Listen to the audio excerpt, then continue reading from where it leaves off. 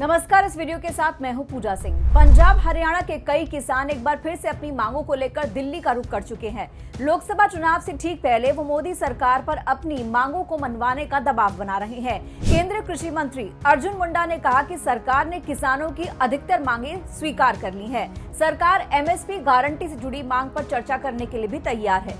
न्यूनतम समर्थन मूल्य की गारंटी वाला कानून बिना सलाह के जल्दबाजी में नहीं लिया जा सकता है। अब ये एमएसपी है क्या, जिसको लेकर किसान कई बार सड़कों पर उतरे हैं। पहले थोड़ी सी हिस्ट्री जान लेते हैं। स्वतंत्रता के समय भारत में अनाज उत्पादन की बहुत कमी थी। तब प्रमुख कृषि सुधारों को लागू करने का फैसला किया गया। न्यूनतम समर्थन मूल्य यानी कि एमएसपी पहली बार केंद्र द्वारा 1966-67 में स्थापित की गई। पहली बार गेहूं का एमएसपी डिसाइड किया गया, जो कि था 54 रुपए प्रति क्विंटल।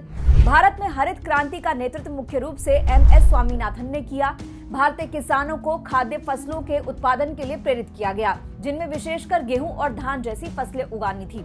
वर्तमान में केंद्र सरकार 23 फसलों के लिए भारत में एमएसपी प्रदान करती है। इन 23 फसलों में से 7 अनाज जैसे कि धान, गेहूं, मक्का, ज्वार, बाजरा, जौ, रागी, चना, अरहर, मूंग, उड़द जैसे 5 दालें, 7 तिलहन है, मूंगफली, सरसों, सोयाबीन, तिल, सूरजमुखी, ये सब जो है इसमें आते हैं। इसके अलावा 4 व्यावसायिक फसलें भी हैं, जिनमें खोपरा, गन्ना, कपास और कच्चा जूट शामिल है। हर साल फसलों की बुआई से पहले ही एमएसपी तय की जाती है। बहुत से किसान एमएसपी देखकर ही फसलों की बुआई का फैसला करते हैं। फसल तैयार हो जाने के बाद सरकार अलग अलग एजेंसियों के माध्यम से एमएसपी पर अनाज खरीदती है। इन अनाजों को गोदाम में जमा किया जाता है। इसके बाद मांग के अनुसार देश या विदेश में भेजा जाता है।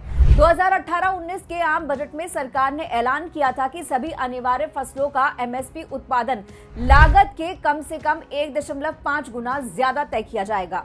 अब एमएसपी का फॉर्मूला भी समझिए। A2, FL और C2 इन्हीं के आधार पर एमएसपी डिसाइड होती है। A2 इसमें किसानों द्वारा खाद्य फसलों की वृद्धि, उत्पादन और रखरखाव के लिए रसायन, उर्वरक, बीज और किराए पर श्रम खरीदने जैसे सभी खर्चे शामिल है। A2 प्लस FL ये पारिवारिक श्रम के रूप में अंतर्निहित लागत के साथ साथ वास्तविक लागत को भी कवर करता है।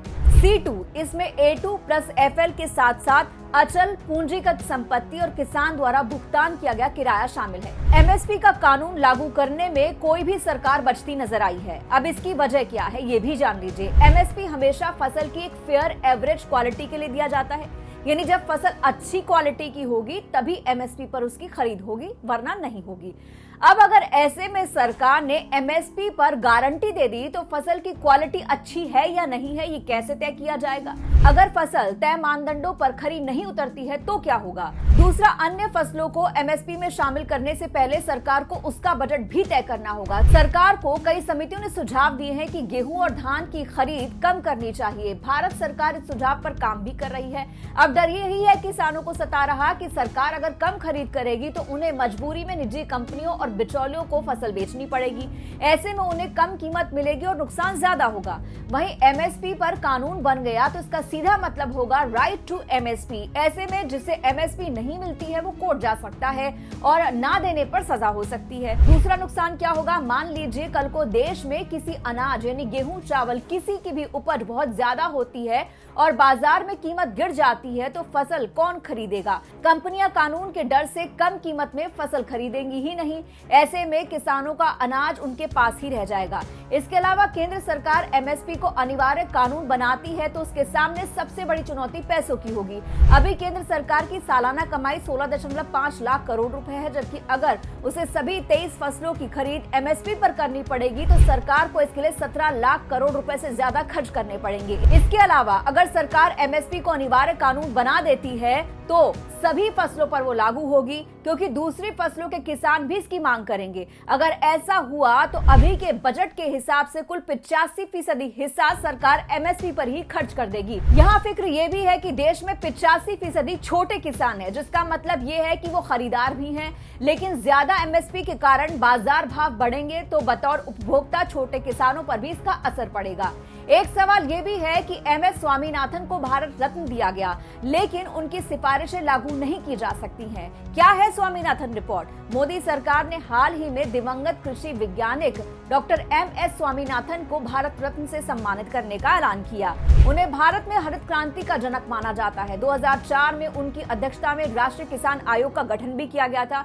आयोग ने 2006 तक 5 रिपोर्ट पेश की, जिनमें भारत में एग्रीकल्चर सिस्टम सुधारने के सुझाव दिए गए। हालांकि तब से अब तक रिपोर्ट लागू नहीं हो पाई है। उस वक्त केंद्र में मनमोहन सिंह की सरकार थी। अब भले ही राहुल गांधी एमएसपी की गारंटी देने की बात कर रहे हो, स्वामीनाथन रिपोर्ट लागू करने की बात कर रहे हो, अब कोई उनसे पूछे कि आपकी अपनी सरकार के रहते वो इन वादों को पूरा क्यों नहीं कर पाए। 2010 में जब कांग्रेस की यूपीए सरकार थी सत्ता में, तब सरकार ने स्वामीनाथन आयोग के सुझाव और फॉर्मूले से एमएसपी तय करने से इनकार कर दिया था।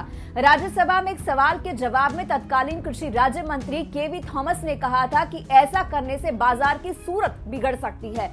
अब जाने राहुल गांधी का ये वादा करने का सपना कभी पूरा होगा या नहीं होगा, या केंद्र की मोदी सरकार एक बार फिर से बाजी मार ले जाएगी। आपका इस वीडियो पर क्या कुछ कहना है? आपकी जो भी राय है कमेंट बॉक्स में जरूर बताइएगा। नमस्कार।